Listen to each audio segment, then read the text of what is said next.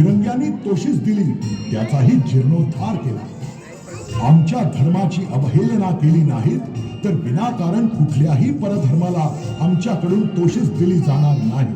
इतकं साधं आणि सरळ ब्रीद होतं स्वराज्याचं.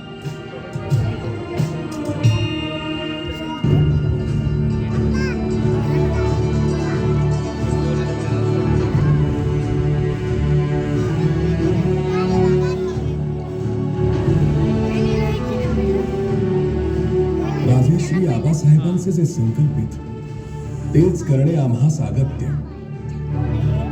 आज या कालकुपीच्या निमित्ताने आमच्या भोसले घराण्याच्या तीनही पिढ्यांशी आपली भेट झाली. आमचे आजोबा थोरले महाराज साहेब शहाजीराजे, आमच्या आजी जिजाऊ साहेब आणि आमचे आबासाहेब. आबासाहेबांच्या बद्दल किती बोलावं आणि काय सांगावं. एका समर्थ योद्ध्याचे दोनच शब्द, जाणता राजा. या शिवसृष्टीत तुम्ही त्यांचे आभाळ एवढे पराक्रम अनुभवलेच आहे, पण मी त्यांचं बघितलेले एक वेगळंच रूप तुम्हालाच दाखवणार आहे. सतत परकीय प्रभावाखाली असल्याने आपण आपली भाषा विसरत चाललो आहोत, ही फार मोठी काळजी होती त्यांना. आपली भाषा म्हणजे आपलं स्वत्व. आश्चर्य याचं वाटतं की एकीकडे सतत रणांगणावर असणारे आबासाहेब दुसरीकडे आपलं स्वराज्य परिपूर्ण व्हावं म्हणून किती जागरूक होते. धोंडीराजजी जी, एका महत्वाच्या कामासाठी आपली मदत हवी आहे. यवनांपासून आपल्या प्रजेला सोडवण्याचा आमचा लढा चालूच आहे. पण पंत, ही आक्रमणं फक्त तुमच्या आमच्या जमिनीवर किंवा शरीरावर होत नसतात. अधिक काळ जर गुलामगिरीत गेला तर त्याचा परिणाम आपल्या भाषेवरही होऊ लागतो. आणि मग ही भाषेवरची आक्रमण प्रजेच्या मनात गुलामगिरी खोलवर रुजवतात, अधिक पक्की करतात. हे एक चक्र आहे. हीच वेळ आहे हे दुष्ट चक्र तोडायची आणि ह्या साऱ्या गुलाम्या समूळ उपटून फेकून द्यायची. मैदानावरची लढाई आम्ही लढतो, पण भाषेची लढाई लढण्यासाठी आपली मदत हवी आहे. खूप दिवस बोला, आपल्या राज्यात भाषा देखील आपलीच असली पाहिजे. बरोबर. हे महत्वाचं काम आम्ही आपल्यावर सोपवत आहोत. एक असा ग्रंथ निर्माण करा, असा भाषाकोश निर्माण करा जो पुढच्या पिढीसाठी कायम दीपस्तंभाचं काम करेल. कराल? जीवनच आपली आज्ञा शिसाबंद होणार. अशी दूरदृष्टी होती महाराजांची. त्यांनी राज्यकारभारात मराठी प्रतिशब्द वापरायला सुरुवात केली आणि काय जादू झाली बघा.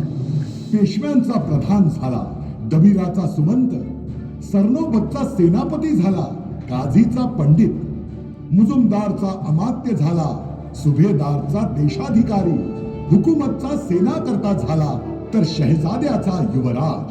हे आणि असे अनेक. महाराजांनी केवळ राज्य व्यवहार कोशासारखे ग्रंथ लिहून घेतले असं नाही, तर या व्यतिरिक्त काव्यशास्त्र विनोदावरही अनेक ग्रंथ लिहून घेतले. अनेक विद्वानांची आणि कवींची प्रतिभा त्यांच्या राजाश्रयानं बहरली. असं वाटतं आणखीन काही वर्ष तरी छत्रपती शिवाजी महाराज जर आमच्यात असते तर.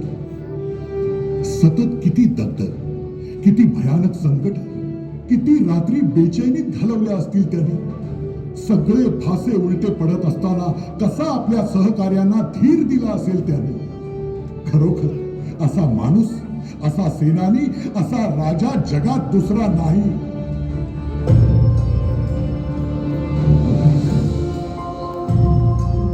35 वर्ष या महाराष्ट्राला सावरता सावरता महाराज मात्र अतिशय थकले होते. स्वामी एवढी मात्रा घेताय ना, या मात्रेनं प्रकृतीला नक्कीच आराम पडेल बघा. सततच्या कष्टांनी त्यांचं शरीर अगदी दमून भागून गेलं होतं. आता आयुष्याची अवधी झाली. आता आम्ही कैलासास श्रींचे दर्शन असणार. स्वामी, अहो हा तर मृत्यू लोकच आहे ना. याआधी जितके जन्मले तितके गेले. आता आमची वेळ झाली. महाराज, असं नका बोलू महाराज. आग्र्यातून निघताना तुमच्या जागी मी झोपलो होतो. आज मी ह्या बिछाण्यावर तुमच्या जागी मी झोपतो. मरण आलं तर मला येऊ दे. पन्हाळ्यातून निघताना आपला शिवाकाशी पालखीत बसून गेला. आज बी आमासने कुणाला बी इशारा करा फकस्त तुमच्या जागी आम्ही जातो. पण आमासने असं पोरकं करून जाण्याची अशी भाषा करू नका महाराज, अशी भाषा करू नका. हिरोजी, महाराज, हिरोजी, महाराज. स्वामी हिरोजी, आग्र्यात तुम्ही जणू आम्हाला पुनर्जन्मच दिलात. स्वतःच्या जीवाची पर्वा न करता आम्हाला प्राणपणानं जपलं. या धामधुमीत तानाजीराव, सूर्यराव, प्रतापराव, मुरार माझी प्रभू आणि असे एक एक समंकर आम्हाला मागे टाकून पहिल्या दिवसावर केव्हाच निघून गेले.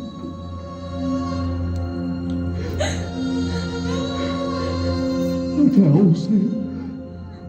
आऊसाहेबांची वाट बघतो. स्वामी आता त्यांच्या कुशीत विश्रांती. त्यांच्या कुशीत स्वामी आता हे श्रींचे राज्य सर्वांनी एक दिलानं एकोप्यानं सांभाळा. आम्ही हे जे रोपटं लावलंय त्याचा तुम्ही महावृक्ष करा.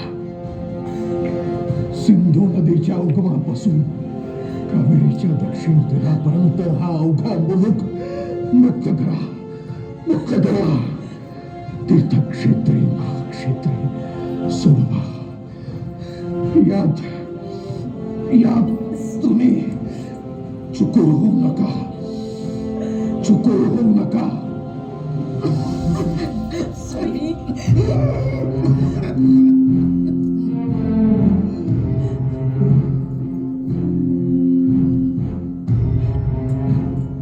आता साऱ्यांनी बाहेर जा, बाहेर जा. साऱ्यांनी बाहेर जा. आम्हाला श्रींचे स्मरण करा.